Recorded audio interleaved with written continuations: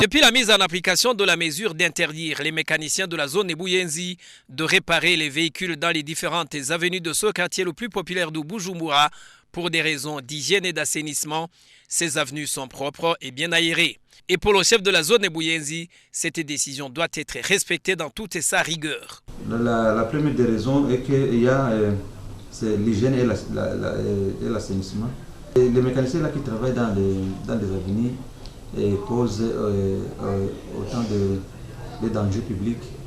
Et quand tu as au passage des piétons et au passage des véhicules, il nous paraît tellement difficile.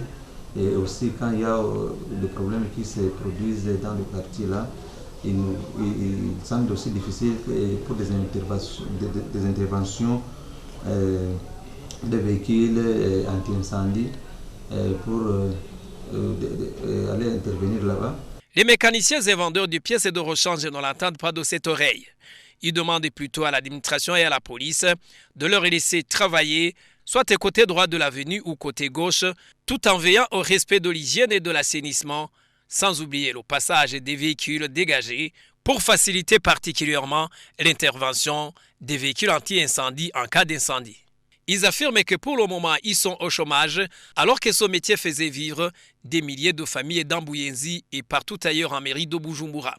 Pour Sef Nyonghuru, chef de la zone Buyenzi, ils peuvent aller exercer leur métier à partir de 0,40 jusqu'à 0,60, une zone qui est désormais réservée à ce métier dans Buyenzi. Nous savons très bien que ce travail est un travail qui fait vivre beaucoup de familles.